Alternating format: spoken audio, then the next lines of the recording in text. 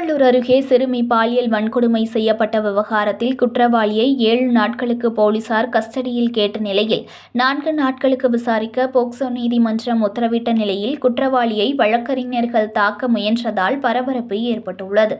திருவள்ளூர் மாவட்டம் கும்மிடிப்பூண்டி அடுத்த ஆரப்பாக்கம் பகுதியில் கடந்த 12ஆம் தேதி 8 வயது பள்ளி சிறுமியை தூக்கி சென்று பாலியல் வன்கொடுமை செய்த விவகாரத்தில் குற்றவாளியை தீவிரமாக தேடி வந்த போலீசார் 13 நாட்களுக்கு பிறகு ஆந்திர மாநிலம் சூலூர்பேட்டை ரயில் நிலையத்தில் அசாம் மாநிலத்தைச் சேர்ந்த ராஜு பிஸ்வகர்மா என்ற குற்றவாளியை சுற்றி வளைத்து போலீசார் கைது செய்து சிறையில் அடைத்தனர்.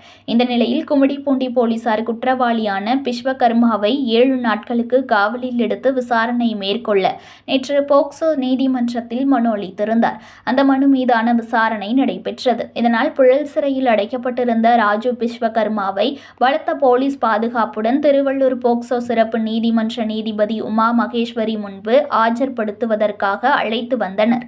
இதனால் நீதிமன்றம் முன்பாக துப்பாக்கி ஏந்திய பலத்த போலீஸ் பாதுகாப்பு போடப்பட்டது.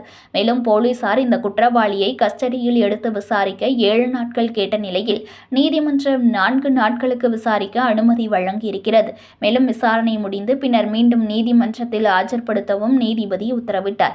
இதனையடுத்து குற்றவாளியை விசாரணைக்கு கும்மிடிப்பூண்டி போலீசார் அழைத்து சென்றபோது அங்கு வந்த வழக்கறிஞர்கள் திடீரென குற்றவாளியை சூழ்ந்து தாக்க முயன்றதால் பரபரப்பு ஏற்பட்டுள்ளது.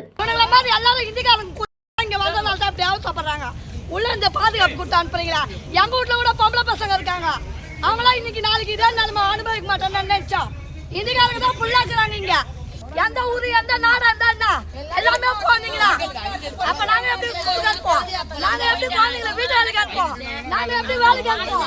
சராசரி அக்யூஸ்ட் அடிச்சாவிட தமிழ்நாடு போலீஸ் புத்தூர் கட்டு போட்டு மாவு கட்டு போட்டு பாத்ரூம்ல வரைக்கும் விட்டாண்டு ஒரு 8 வயசு குழந்தைய வந்து இது மாதிரி நிர்மூலம் பண்ணியிருக்கான். அந்த குடும்பமே இன்னைக்கு ஒரு மாதிரியா இருக்கு. அந்த குடும்பத்தை பேசுறதுக்கு 10 மினிஸ்டர் பஞ்சாயத்து பண்றான், மிரட்டுறான் அந்த குடும்பத்தை. என்ன நடக்குது இன்னைக்கு? 8 வயசு குழந்தை நேசம் நடக்குது இன்னைக்கு. ஏன் ஒரு சராசரி ஒரு மர்டர் கேஸ் அக்யூஸ்ட் கால் ஓடுகிறீங்களா? பாத்ரூம்ல வந்துச்சுன்னு போலீஸ் கால் ஓடுகிறீங்களா? உங்களுக்கு ஏன் இந்த மாதிரி இருக்குது? ஒரு அக்யூஸ்ட் 20 நாளா ஒரு அக்யூஸ்ட் வந்து ஒரு பெண்ணை சீரழிச்சிருக்கான், இந்த மாதிரி நிர்மூலம் பண்ணிக்கிறான். அதே அக்யூஸ்ட் அதே ஜூரி செக்ஷன்ல ஆரம்பத்தில் நடந்த விஷயத்துக்கு சூலூர்பேட்டையில அந்த அக்யூஸ்ட் வந்து 20 நாள் அவன் இருப்பானா? அதே அக்யூஸ்ட் இருப்பானா? செய்திகளை உடனுக்குடன் தெரிந்து கொள்ள லைக் பண்ணுங்க, ஷேர் பண்ணுங்க, சப்ஸ்கிரைப் பண்ணுங்க, மறக்காம கமெண்ட் பண்ணுங்க.